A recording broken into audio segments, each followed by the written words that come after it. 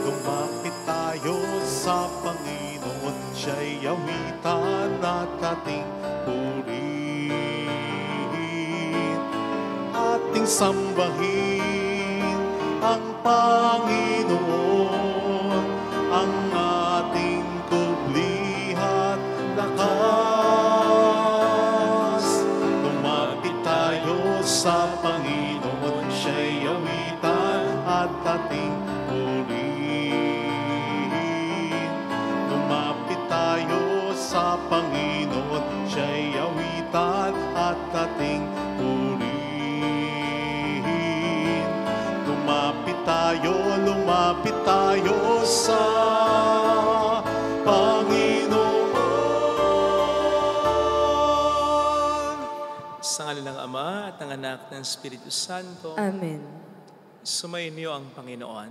At sumaiyo rin. Pasalamatan natin ang ating Panginoon sa pamamagitan ng misang ito at ipagdasal natin na mapasalamatin din natin siya sa pamamagitan ng ating mabuting buhay bilang mga Kristiyano. Upang tayo maging marapat sa intensyon na ito at sa iba pa nating mga kahilingan, halina't magsisimula sa ating mga kasalanan. Tayo pong lahat, inaamin ko sa makapangyarihang Diyos at sa inyo mga kapatid, na lubha akong nagkasala sa isip, sa salita at sa gawa, at sa aking pagkukulang.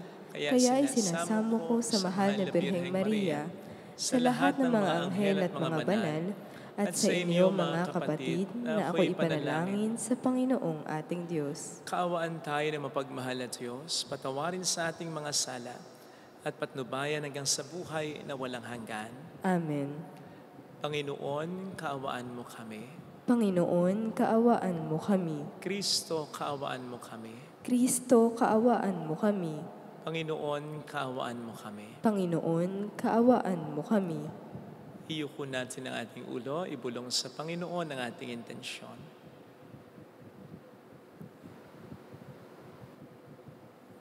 Manalangin tayo. Ama naming makapangyarihan, ginagawa mong kami magkaisa ng kalooban. Ipagkaloob mo ang iyong mga utos ay aming mahalin, ang iyong mga pangako ay hangarin namin tanggapin, upang sa anumang pagbabago sa paligid namin manatiling matatag ang aming loobin, sa tunay na kasihang matatagpuan sa iyong piling. Sa pamamagitan ni Jesucristo, kasama ang Espiritu Santo, magpasa walang hanggan. Amen. Ang salita ng Diyos mula sa unang sulat ni Apostol San Pablo sa mga taga-Korinto. Mga kapatid, sapagkat sinugo ako ni Kristo, hindi upang magbinyag, kundi upang mangaral ng mabuting balita. Ipinangaral ko nga ito, ngunit hindi sa pamamagitan ng pananalitang batay sa karunungan ng sanlibutan, upang sa gayoy hindi mawalan ng kabuluhan ang kamatayan ni Kristo sa krus. Sa mga napapahamak, ang aral tungkol sa pagkamatay ni Kristo sa krus ay kahangalan. Ngunit sa atin na mga inililigtas, ito'y kapangyarihan ng Diyos. Sapagkat nasusulat, sisirain ko ang karunungan ng marurunong at pawawalang kabuluhan ang katalinuhan ng matatalino.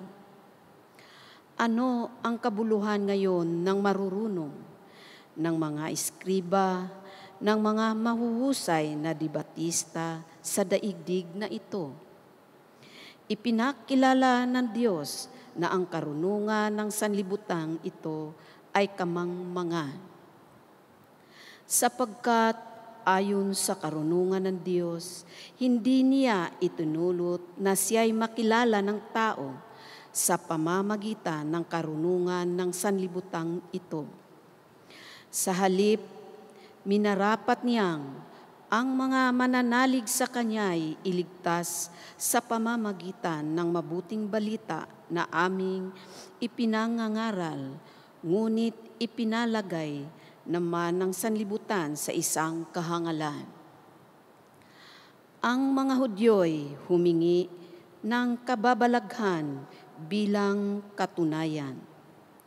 Karunungan naman ang hinahanap ng mga Griego. Ngunit ang ipinangangaral namin si Kristong ipinako sa krus, isang katitisuran sa mga Hudyo at kahangalan sa mga Hentil. Subalit sa mga tinawag ng Diyos, maging Hudyo at Griego, si Kristo ang kapangyarihan at karunungan ng Diyos. Sapagkat inaakala nilang kahangalan ng Diyos ay karunungang higit kaysa lahat ng karunungan ng tao, at ang inaakala namang kahinaan ng Diyos ay lakas na higit sa lahat ng kalakasan ng tao. Ang salita ng Diyos. Salamat sa Diyos. Awat pag-ibig ng Diyos sa sangkalupa ay lubos. Awat pag-ibig ng Diyos sa sangkalupa ay lubos. Lahat ng matuwid dapat na magsaya dahil sa ginawa ng Diyos sa kanila. Kayong masunuroy magpuri sa Kanya. Ang Diyos na Panginoon ay pasalamatan. Tugtugin ang alpat awit ay saliwan. Awat pag-ibig ng Diyos sa sangkalupa ay lubos. Panginooy tapat sa Kanyang salita at maaasahan ang Kanyang ginawa. Minamahal niya ang gawang matapat, ang pag-ibig niya'y sa mundo'y laganap. Awat pag-ibig ng Diyos sa sangkalupa ay lubos. Ang binabalangkas niyong mga bansa, Kanyang nababagot, winawalang bisa. Ngunit ang mga panukala ng Diyos ay namamalagit, walang pagkatapos. Awat pag-ibig ng Diyos sa sangkalupa ay lubos.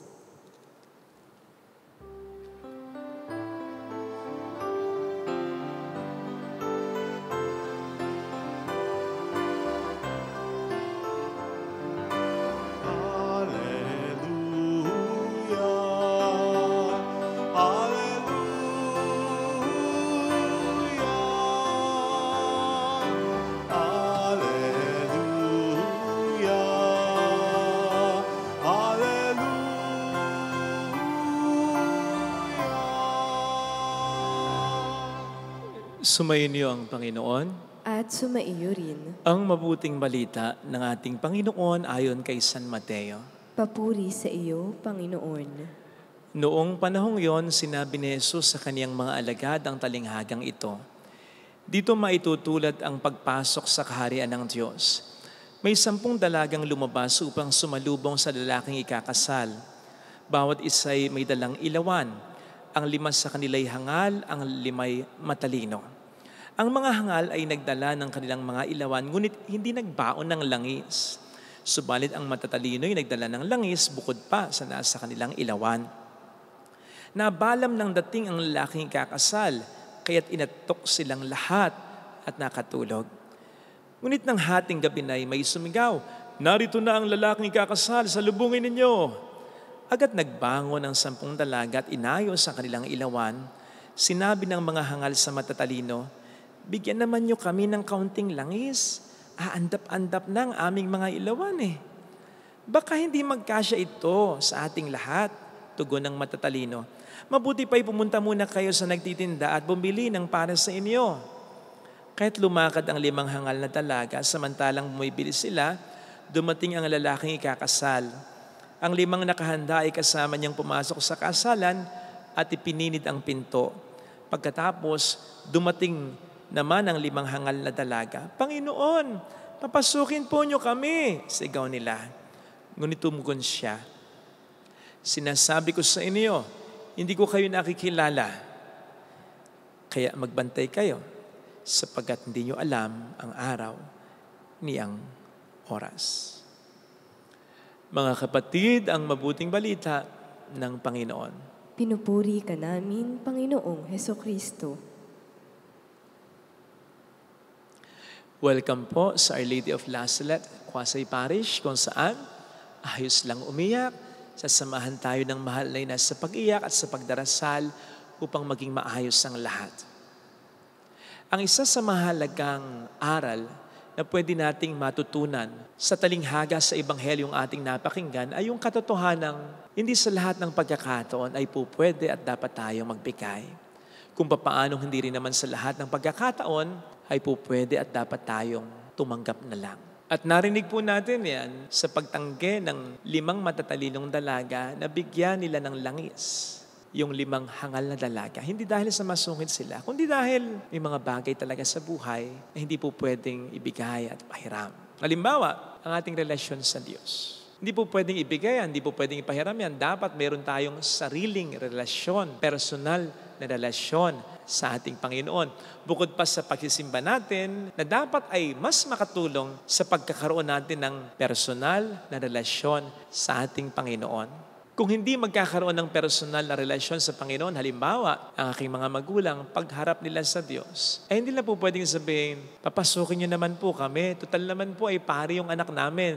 Hindi po pwede yon. Kaya nga, natatandaan po ninyo yung magiging tanong daw sa atin ng Panginoon pagdating ng panahon, pinakain mo ba ako? Pinainom mo ba ako? Dinamitan mo ba ako? Dinalo mo ba ako? Kinalinga mo ba ako? Hindi naman, kinalinga ba ng asawa mo? Ako?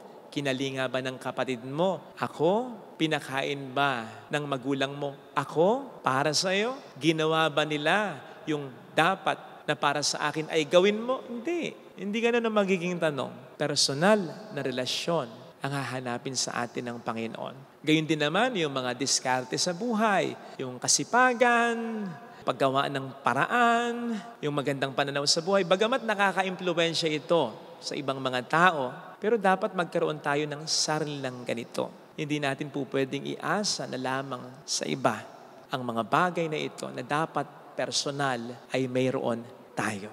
Yun ang katalinuhan na sinasabi rin sa Ebanghelyo. As opposed to being full, sapagkat ang kahangalan na parang katangahan ay pagiging umaasa na lang lagi sa iba.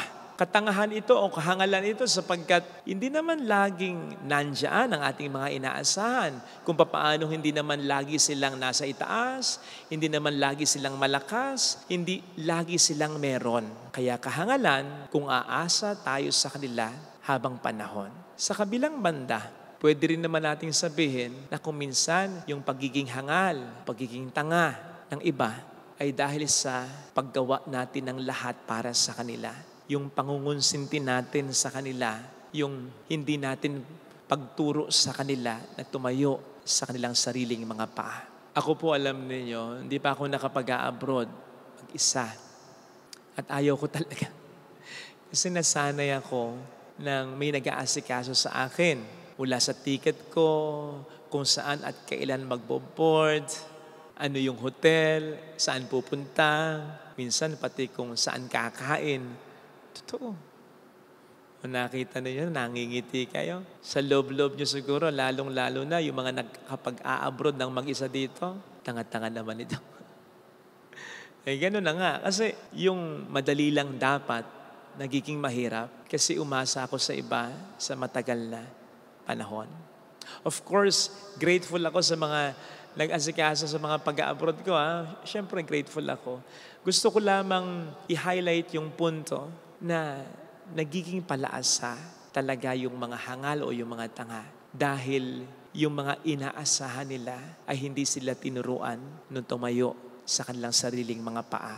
Katulad ng mga magulang na hindi tinuruang magsikap ang kanilang anak, yung mga asawa na hindi tinutulungang maging matatag ang kanilang kabiyak, maging yung mga anak na inaako ang lahat mula sa bayad sa kuryente, sa tubig, sa bahay, sustento sa magulang, pag-aaral ng mga pamangkin, kabuhayan ng mga kapatid, nang hindi humihingi sa iba ng kahit konting ambag.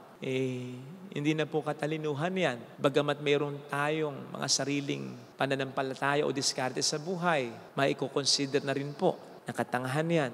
Meron po tayong kasabihan na ang pumatol sa loko-loko ay mas loko-loko. Meron pong pinsang buo yan, batay sa ating pinag-uusapan. At yun ay ang pumatol sa tanga, mas tanga. Pag sinabing tanga, ito yung base sa ating pinag-uusapan, yung hangal na palaasa.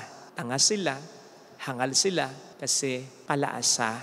Pero yung kumukonsinti sa kanila, yung hindi nagtuturo sa kanila na tumayo sa sariling mga paa, yung inaasikaso o nag-aasikaso ng lahat-lahat para sa kanila, yun ang lumalabas na mas tanga. Foolish ones see the wise ones as their provisions. Now, if the supposedly wise ones would condone that, would agree to that opinion of the foolish ones, mas lalo na rin katangahan yan. Again, ang pumapatol sa tanga ay mas lalong tanga. Ang taong nagpapaabuso sa taong laging umaasa sa kanya ay lumalabas na mas tanga kesa sa laging umaasa sa kanya. Tingnan po ninyo yung naging sagot ng mga matatalino sa hangal. Baka hindi ito magkasya sa atin. And true enough, ang Diyos naman ay hindi magkukulang sa pagbibigay sa atin ng mga biyaya na ating kinakailangan. Lalo pat kung tayo'y nagsisikap, nagpupursiki naman. But I don't think bibigyan tayo ng Diyos ng enough para lamang maging sanhi tayo ng katangahan, ng kahangalan, ng mga taong tayo na lang ang inaasahan. Gayong po pwede naman silang magtrabaho kahit papaano lang. Marami sa atin dito, kahit sa mga nanonood sa atin, ang kung makikita mo ngayon, tsurang parang nalugi. Hindi dahil sa hindi enough ang binibigay ng grasya ng Diyos sa kanila, kundi dahil sa pati yung hindi nila dapat ibigay, binibigay pa nila. Pati yung mga hindi nila dapat na gawin, ginagawa pa nila. Pati yung mga hindi nila dapat na sakupin pang problema, sinasakop pa rin nila. Kahit si Superman hindi naman laging lumilipad Hindi naman laging naka-costume na Superman Hindi ba si Superman ay nagiging ordinaryo lang man din? Yung kanyang kasuotan, na parang dapat ay gusto nating makita dyan yung katotohanan. Kahit si Superman, namamahinga din naman. Si Superman, fiction lang yan. Ikaw pa ba na tao lang? Sabi ko nga, Maki naman, napapalyado rin. Kapag walang pahinga, wag namang lagi yung iba. Isipin mo rin yung sarili mo kahit papaano. Lalo pat, pwede namang silang tumayo sa sarili lang mga pa. Yung iba ang problema, droga. Yung iba ang problema, bisyo. Yung iba ang problema, pera. Ikaw, pwede kang walang bisyo. Pwede kang maraming pera. Pero ang problema mo, nahayaan mong abusuhin ka ng mga taong palaasa. Di ba't napapagod ka rin, naiinis ka, nalulungkot ka rin. So, ibig sabihin, something is wrong na dapat nating baguhin. Kung si Kristo nga po, nang siya'y nagkatawang tao sa mundong ito, hindi naman lahat ng mga may sakit, pinagaling niya. Hindi naman lahat ng problema sa mundong ito, sinolusyonan niya nung magkatawang tao siya. Wala nga din siyang naitala sa Biblia na talagang partikular na tinulong-tulungan, yung bang binalik-balikan niyang tulong-tulungan.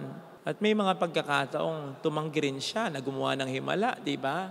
Lalo pat natatansya niya na parang inaabuso lang siya. Ikaw pa ba? Tao lang. Learn to say no. Have the courage to say no. Parte yon ng pagiging matalino. Hindi masamang tumulong, pero maging matalino sa pagtulong.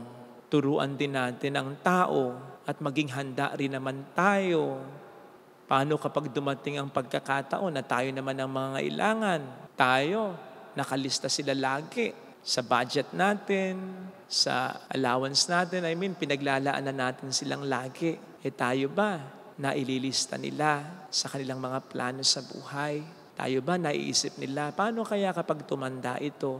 Paano kaya kapag nagkasakit ito? Paano kaya kapag nangailangan ito? Tayo ba naiisip tayo ng mga ito? Malulungkot ka lang, huwag mong asahan yan. Kaya magtira ka rin naman, mag-ipon ka rin naman, maghanda ka rin naman. Amen. Lagay natin ang ating kanang kamay sa tapat ng ating puso.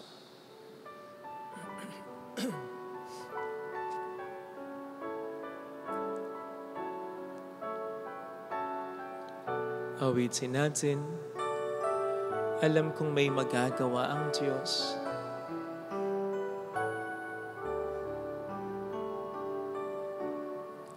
Alam kong may magagawa ang Diyos. Alam kong may magagawa ang Diyos. Alam kong may magagawa Walang imposible sa Kanya. ang Diyos.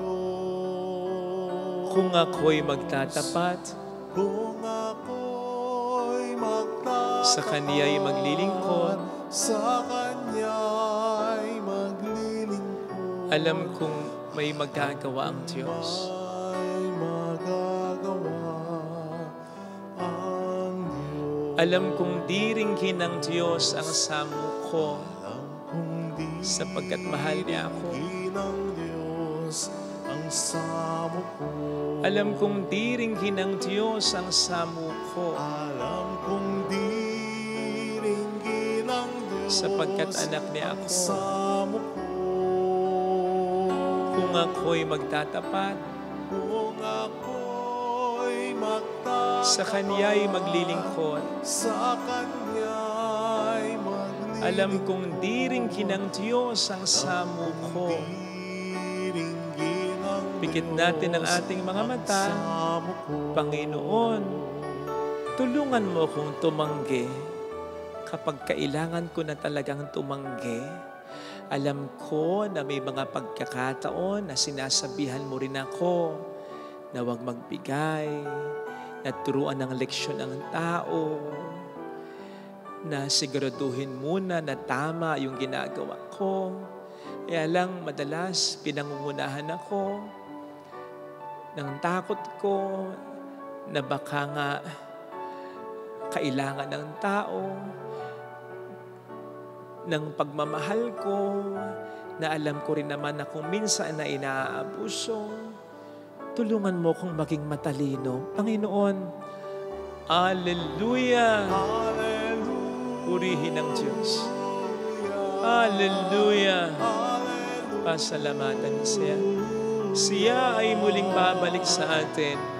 Hindi niya tayo iiwan. Hindi niya tayo pababayaan. Paniwalaan natin yan. Hallelujah! Purihin ang Diyos. Hallelujah! Sa takdang panahon ay babalik ang Panginoon upang tayo ay kunin tapat siya sa Kaniyang mga pangako sa atin. Sabihin mo sa sarili mo, mayroong magandang mangyayari sa iyo. Higit pa sa inaasahan mo sapagkat mahal ka ng Diyos. Tama ang Diyos na hindi magkukulang sa taong mapagbigay. Pero kailangan mo rin namang tulungan ng tao na tumayo sa kanyang sariling mga paa at magbigay din kahit papaano. Huwag kang paaabuso. Huwag mong tulungan o turuang maging tamad ang tao. Ipakita mo rin sa kanila na dapat ay may ginagawa rin sila. Papuri sa Ama at sa Anak sa Espiritu Santo. Kapara ng sa unang-una, ngayon magpakailanman, magpasawalang hanggan. Amen. Pagkaalay po.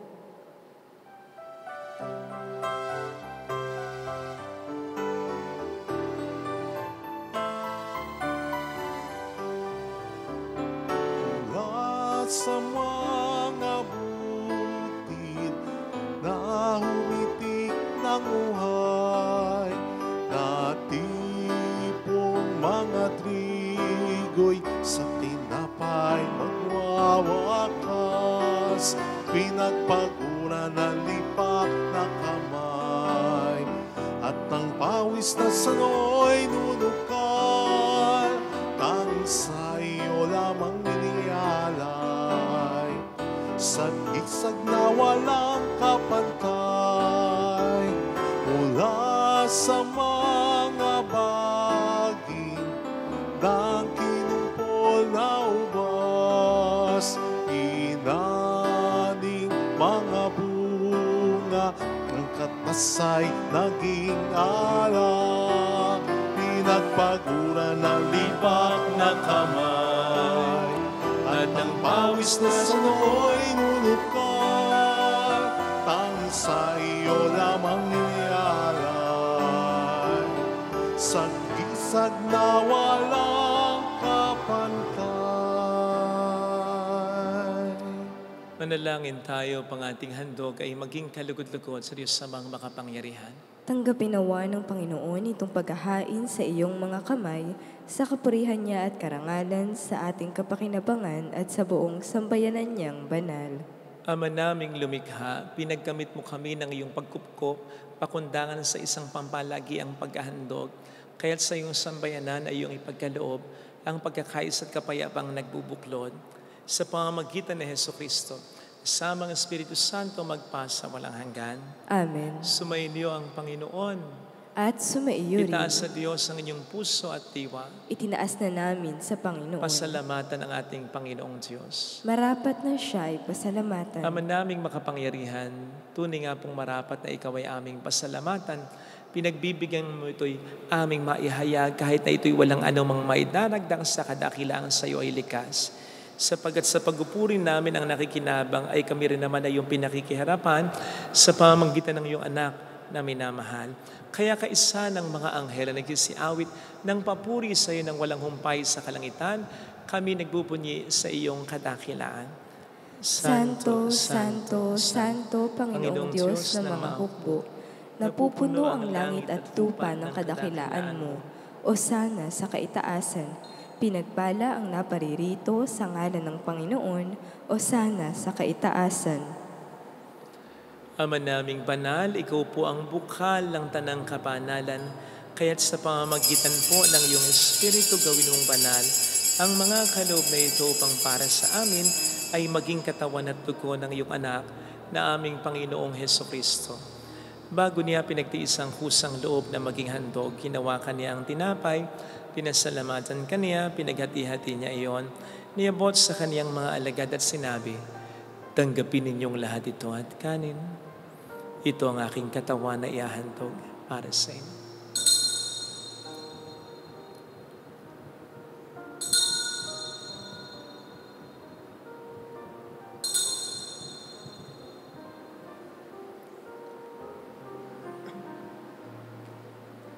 Kaya din naman nang matapos ang hapunan, nawakan niya ang kalis, muli kaniyang pinasalamatan. Iniabot niya ang kalis sa kaniyang mga alagad at sinabi, "Tanggapin ninyong lahat ito at inumin. Ito ang kalis ng aking dugo ng bago at walang hanggang tipan. Ang aking dugo na ibubuhos para sa inyo at para sa lahat, sa ikapagkapatawad ng mga kasalanan.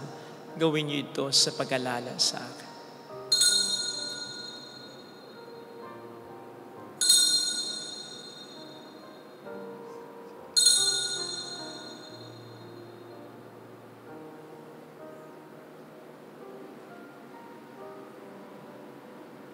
Ipagbunyi natin ang misteryo ng ating pananampalataya. Si Kristo'y namatay, si Kristo'y nabuhay, si Kristo'y babalik sa wakas ng panahon. Ama, ginagawa namin ngayon ang pag-alaala sa pagkamatay at muling pagkabuhay ng iyong anak. Kaya iniali namin sa iyo ang tinapay ng buhay at ang kalis ng kaligtasan.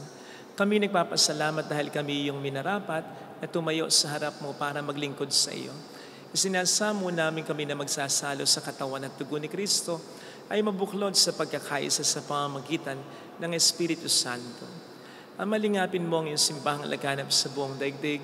Puspusin mo kami sa pag-ibig, kaisa ni Francisco na aming Papa, ni Dennis na aming Obispo at ng Tanang Kaparian.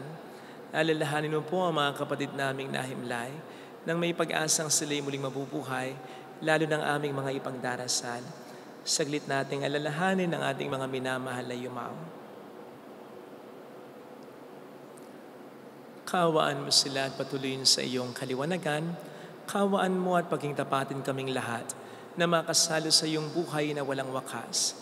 Kaisa ang mahal na Birhen ng Lazaret, ang ina ng Diyos, si San Jose ang kabiyak ng kanyang puso, lahat ng mga banal na namuhay dito sa daigdig ng kalugod-lugod sa iyo, may pagdiwang naman namin ang pagupuri sa ikararangal mo sa pamamagitan ng iyong anak na aming Panginoong Hesukristo. Sa pamamagitan ni Kristo kasama niya at sa Kanya, ang lahat ng parangal, papuri ay sa iyo, Diyos amang makapangyarihan, kasama ang Espiritu Santo magpa sa walang hanggan. Amen. Tumawag tayo sa ating Ama.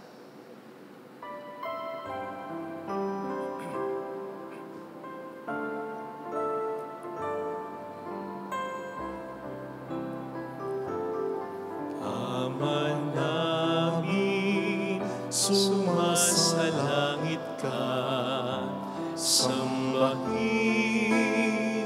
ang ngalan mo, mapasa amin ang kaharian mo, sundin ang loob mo dito sa lupa para nang sa langit. Bigyan mo kami ngayon ng aming kakanin sa araw-araw at patawarin mo kami sa aming mga sala para ng pagpapatawad namin sa nagkakasala sa amin, at huwag mo kami ipahintulot sa tukso, at ihadya mo kami sa lahat ng masama. Hiniling namin kami adya sa lahat ng masama, pagkalooban ng kapayapaan araw-araw, samantalang aming pinaghahandaan ang dakilang araw ng pagpapahayag ng tagapagligtas naming si Hesukristo. Sapagkat iyo ang kaharian, ang kapangyarihan at ang kapurihan, magpakailanman. Amen. Panginoong Hesukristo, sinabi mo noon, sinasabi mo rin sa amin ngayon, kapayapaan ang iniiwan ko sa inyo, ang aking kapayapaan ang binibigay ko. Tunghayin mo po ang aming pananampalataya, wag ang aming pagkakasala. Pagkalooban mo kami ng kapayapaan at pagkakaisa sa iyong kalooban, kasama ang Espiritu Santo, magpasa walang hanggan. Amen. Ang kapayapaan ng Panginoon ay sumainyo nawang lahat. At sumaiyo'y Magbigayan tayo ng kapayapaan sa isa't isa. Kapayapaan po.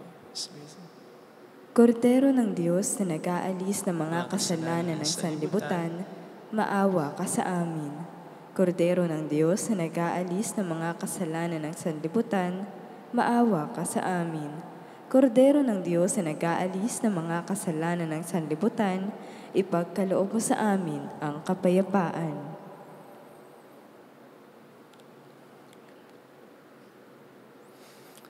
Narito sa harap natin ng Panginoon ang ating buhay at kaligtasan. Palad tayong inaanaya. Panginoon, hindi ako karapat-dapat na magpatuloy sa iyo, ngunit sa isang salita mo lamang ay gagaling na ako.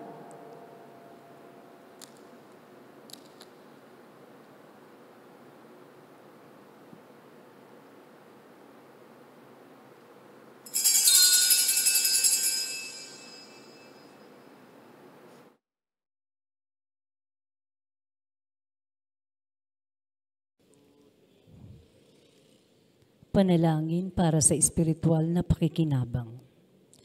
Panginoong Hesus, ako ay naniniwala na ikaw ay nasa kabanal-banalang sakramento. Iniibig kita ng higit sa lahat at ninanasa kong tanggapin ka sa aking kaluluwa. sapagkat sa mga sandaling ito, hindi kita matatanggap sa sakramento. Tumuloy ka sa Espiritu sa aking puso. Niyayakap kita na parabang naririto ka na. Inaalay ko ng buong buo ang aking sarili sa iyo. Huwag mong hayaang mawalay ako sa iyo. Amen. At sugatan ng pupulan sa pag-ibig at biyaya minamahal. Halina aming Ama, isugo mo ang Espiritu nang kami ay matulad sa iyong anak na si Jesus. Halina aming Ama, isugo mo ang Espiritu nang kami ay matulad sa iyong anak na si Jesus. Halina aming Ama, isugo mo ang Espiritu nang kami ay matulad sa iyong anak na si Jesus. Halina aming Ama, isugo mo ang Espiritu nang kami ay matulad sa iyong anak na si Jesus. Nang kami ay matulad sa iyong anak na si Jesus.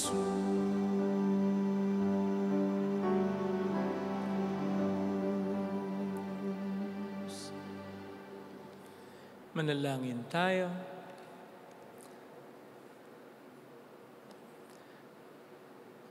Ama naming mapagmahal, lubusin mo po sa amin ang kagalingang bigay ng iyong pag-ibig na ngayon pinagdiriwang at kami naway magkaroon ng ganap na kaunlaran upang sa lahat ng aming pinagkakaabalahanan, ikaw ay aming mabigyang kasiyahan. Sa pamamagitan ni Jesucristo, kasama ng Espiritu Santo magpasa walang hanggan. Amen. Holy God, Holy Mighty One, Holy Immortal One. Have mercy on us and on the whole world. Holy God, Holy Mighty One, Holy Immortal One. Have mercy on us and on the whole world. Holy God, Holy Mighty One, Holy Immortal One. Have mercy on us and on the whole world. Jesus, King of Mercy. We trust in you. Alalahanin Alalahanin ang mahal na Birhen ng Lasalet, ina ng pag-asa. Ikaw ang nagpapaalala sa aming magbalik loob sa Ama. Ito ang nagpapatunay na ang kagandahang loob mo'y nanatiling busilak. Sa pag-aaruga mo sa amin, tungkulin mo'y tinupad. Sa paanan ni Kristo'y itinuring mo kaming mga tunay mong anak. Kaya ninais mong niisay huwag mapahamak. Maging sa iyong walang tigil na pananalangin, pati luhay pumatak. Huwag namang mawala ng saysay ang iyong paghihirap. Hiling nawa namin sa iyo, o aming inang liyag, na matapos ang pakikibaka namin sa mundong ito, at sa pananatili naming tapat kay Kristo, sa kapurihan mo'y makibahagi kaming ganap, upang kung nasaan ka ngayon ay maparoon din kaming lahat, at ang kaganapan ng kaluwalhatian ng Diyos Amay tuluyang matupad. Siya nawa. Mahal na Birhen ng Lasalet, tagapagkasundo ng mga makasalanan. Ipanalangin mong walang patid kaming mga dumudulog sa iyo. Maraming salamat po sa inyong pakikisa at sa lagi niyong pagtulong. Sumainyo ang Panginoon. At sumaiyo rin. Palain kayo kasama ang ating pamilya na mapagmahal na Diyos. ng Ama at ng Anak, ng Espiritu Santo. Amen. Tumayo tayo sa kapayapaan ni Kristo. Salamat sa Diyos. Salamat din.